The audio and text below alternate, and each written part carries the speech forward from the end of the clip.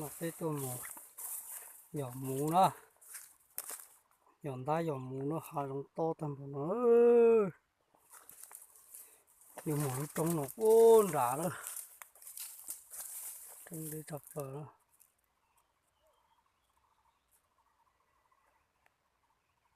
tôi trông nhiều cờ nó một hạt khâu hạt chuột thì nó cái đó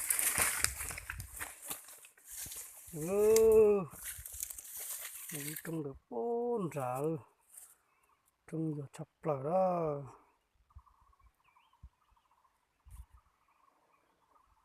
mình nó còn hả nó hạt to chập vào thế nó chụp nhiều nó sai nè bây giờ một lúc trông nhiều gió nó muốn gì chứ bây giờ mình thèm muốn nữa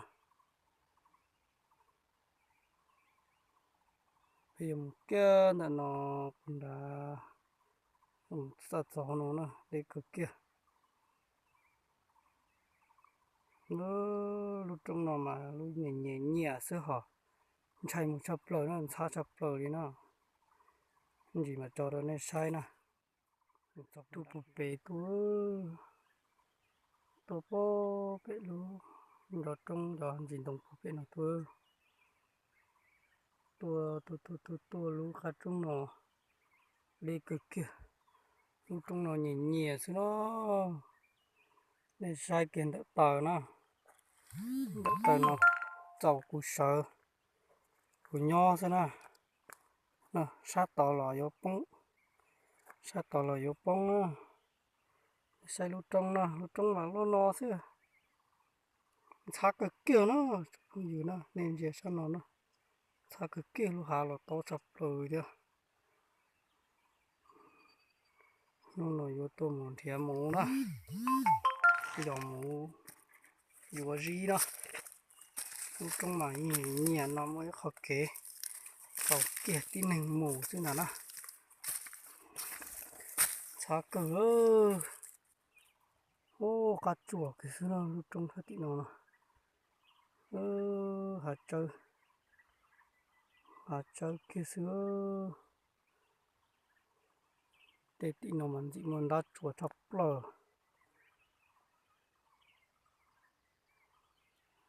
nó nè bé cho cụ gì thia cụ chỉ lào nè bé tụi muốn đá mua mũ nè giờ nó chỉ tuột chọc đợi đá trong chứ tuột chọc tuột chọc chờ nè bó đặt ở trong ý chị chọn tôi mạnh về lúc trong nó to lỏ nó xa cờ kia nó cũng không gì đâu tôi cho các chủ xe chọc đầu đi tiêm một căng hồ lúc trong nó mà trồng còn nành mù chứ nó cho nó mà đá rò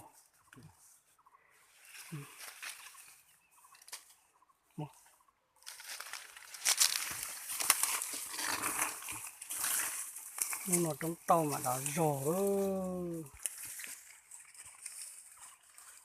sao chọc được xe cơ đi chụp không dữ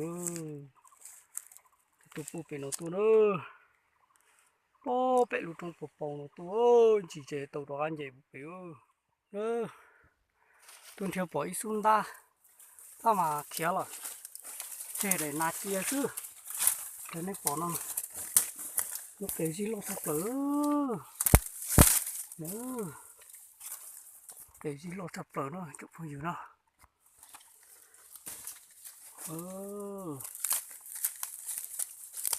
lo chập lời đi khổ sĩ cả kia đi khéo lời đi mà chụp không gì sai hả đá nữa không thiếu bỏ ta khéo lỡ nạt cái bông ta lúc cái gì nào mà giờ nhau vào tao mà chỉ chọc kỳ thiên đấu sai đó lo chập lời khổ sĩ chờ khéo lợi thiệt tao nhẹ lâu rộng nào này chạy chỉ tuần gió rồi ha xuống nó kiến gió rồi lại cá lưỡi hơi xia nó muốn thiết đúng không bỏ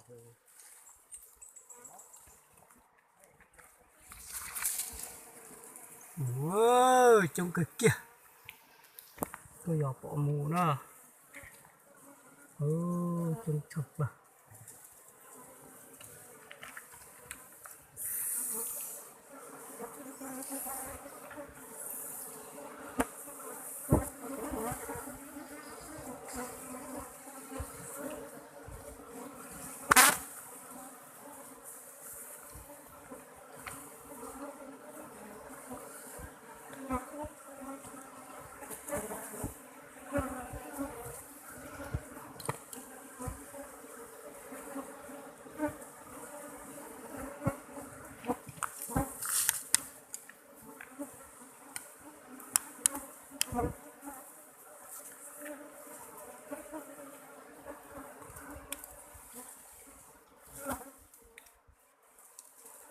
Có múa. Có kia múa.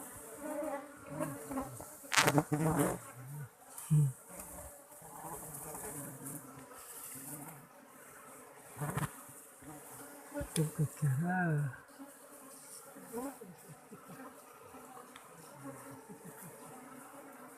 Số này là số thị y đó.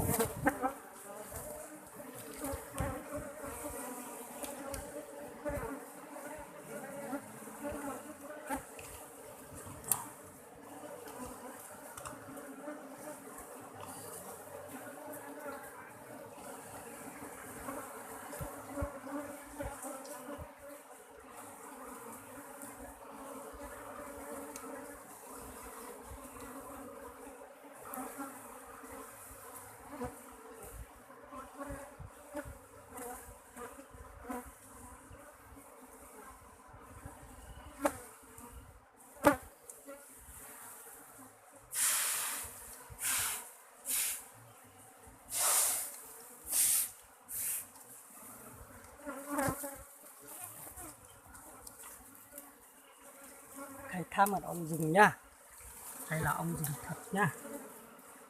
Đấy. Với mật tôi là có sắt với cá thủ phấn nhiều thôi, mật ít quá, chỉ có mật ở bên trên này. Đây, trên đầu này. Mà là ở trên cùng vách đá nhé, đây là ong mật vách đá, trong vách đá nhé. Đây, mật ở trên này. Đấy, mật là ở đây thôi. Đây là mật, ở dưới này là thủ phấn. Đấy.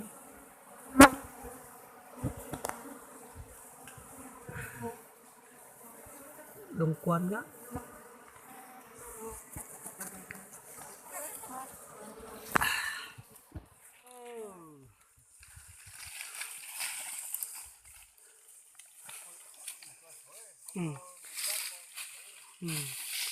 Thả cử mà múa cứ thành tàu mà múa cứ theo cho cái thiến nó này dùng đi nó đó.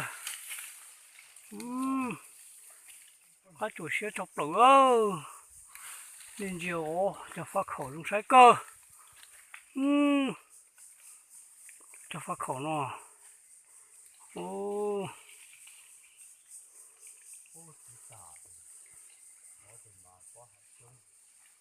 Nó thả bao giờ nó dùng cực kỳ hư. Nó muốn đợi tí tiên đó. Một trận trận cái coca luôn.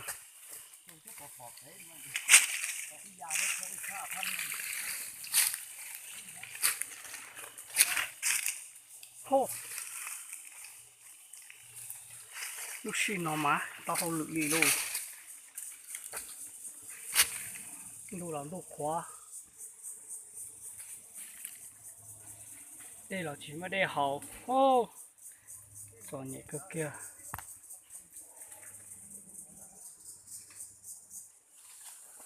chả phát khổng đâu lúc sai cái tia đồng hồ kia liếu giờ lột vào đây chập lở đi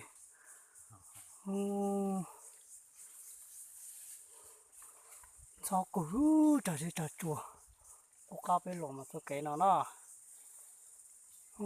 cho phát khóc số nó nè chỉ nhỏ lọ ta tội cho mù ngon ta rồi bỏ đi xuống nó tội nọ hay nó cá chuồn ra cười nó lọt giò nó nè là giò lọt giò thắt chuồn nó nè bỏ đi xuống mù nó nè gà kéo nó hồ nè nhìn gì nè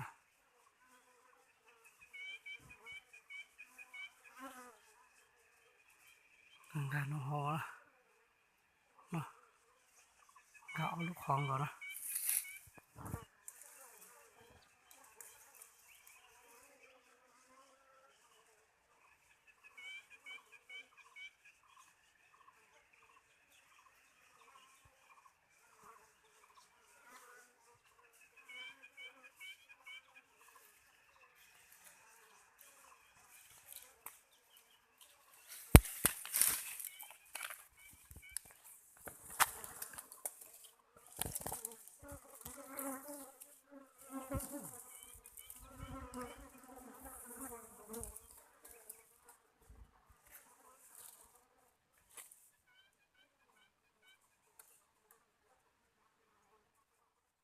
trong cái này lị di mù nè bên lị chỉ bên lị thì nó sẽ bên mình cho con là đâu chứ chưa thì nó cho ổn đòn đỏ thì nó cho là lị mà sẽ mua bơ gì mua này một tàu đồ họ cho gì nè tàu cho gì hú hú thế này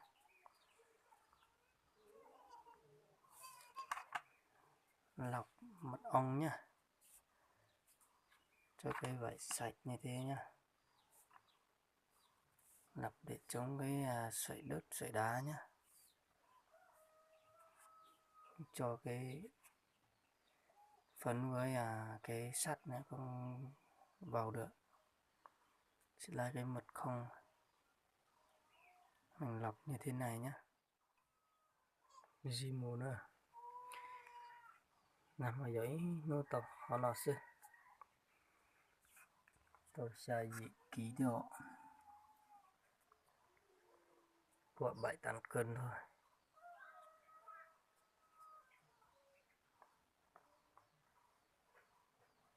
nát hết dính đầu cơ